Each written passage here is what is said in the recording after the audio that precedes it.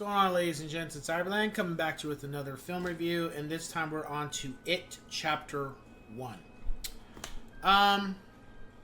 So when this film was coming, I was excited. I was really looking forward to it. I knew I probably wasn't going to see it in theaters because I was just like, yeah, I don't really go to theaters for horror films all the time. That's outside of screen. But I was excited because I knew, based on the trailer, this was going to be the real deal. Again, well, not again, but no disrespect to Tim Curry's It, but that was highly edited. That was, it was a great film, but it was a PG-13 film or a PG film. They couldn't do really what the book encompassed for obvious reasons because it was on television and, you know, they had a lot more limitations. This was more closely to the novel, and outside of a couple things, it was fucking great. 10 out of 10. Loved it. One of my favorite horror films, actually. I loved it. The Losers Club, everybody was good. I loved all the characters of the Losers Club. And the guy, Bill Skarsgård, he was scary. I wasn't scared particularly, but I remember that after this film came out, people started dressing up like that clown, and it was freaking. People would be playing pranks on people, showing up to their front windows and shit. It was causing a stir. It even got to a point where the authorities were getting involved. People were freaking out over that damn clown, that outfit too, and the red balloon. People would be putting red balloons on people's doorsteps and shit. After that film came out, it was crazy. It was. I mean, I saw Instagram videos and shit. It was funny to me, but it was nonetheless crazy for them. I was actually surprised about Georgie, Bill's brother. I was really surprised they did that. Because normally when kids get killed, they're like, you know, we'll hint at it, we'll give something, we'll show some blood, but we're not going to show that. And I was surprised to show him get his arm ripped off and screaming and hollering in the rain and getting pulled into the sewer like that and being killed. I was actually surprised when everything else in the film, I was like, okay, but when I saw that scene, I was like, okay, they're not fucking around. They are gonna really try to stick to the lore as much as possible. And for the most part, they did. I mean, there was some stuff that, you know, you can't put on screen. That's not gonna work. You can write it in books, but you can't put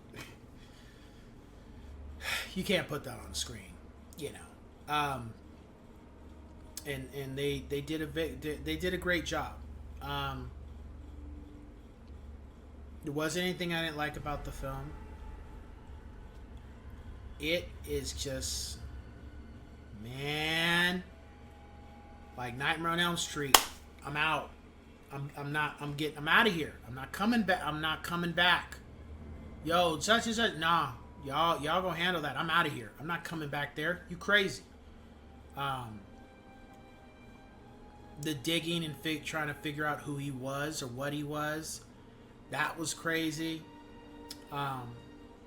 And then the townspeople just, it kind of felt like, and I need to check, but I wonder if, I think the Nightmare films to a little bit grabbed from It. And I only say, and I really feel like that now that I'm talking about, I feel like the Nightmare films grabbed from It when it came to the town. Because these kids keep coming up missing and nobody's asking questions. Nobody's doing anything. Nobody's investigating. They just put a missing sign on the fucking totem pole and that's it. Like nobody, and then these kids are just gone and nobody's saying nothing. It's just like, why are the parents, like, where are the parents? Why, like, the adults in general just weren't saying nothing. They weren't speaking out. It's just like, what is going on here? So that was interesting. Yeah, kind of. You know, I wonder if Nightmare was grabbing kind of from this book to put that in their film, because like, yo, y'all complicit in this shit.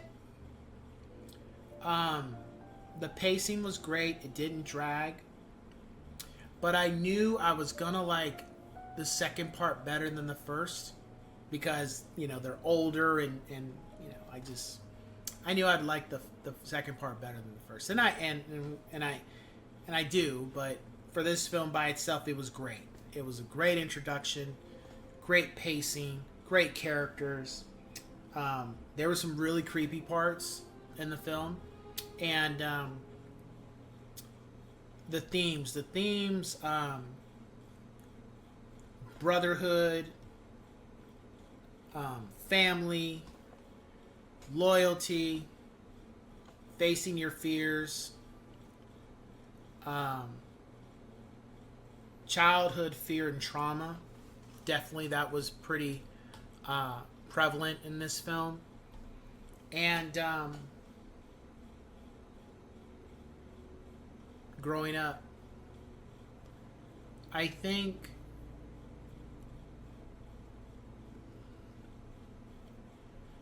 with the Losers Club, they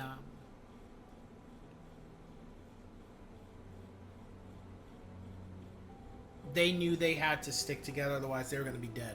They were going to be killed. And I think Georgie is what made that possible. And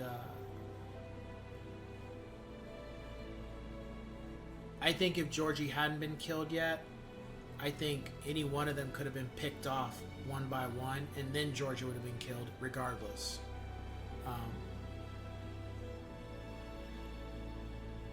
But it was interesting to see, like, it was almost like this bond and like this Three Musketeers, all for one for all kind of thing, and it was really cool. So, if you've never seen the film, please watch it. If you've read the book and you have doubts, please watch it.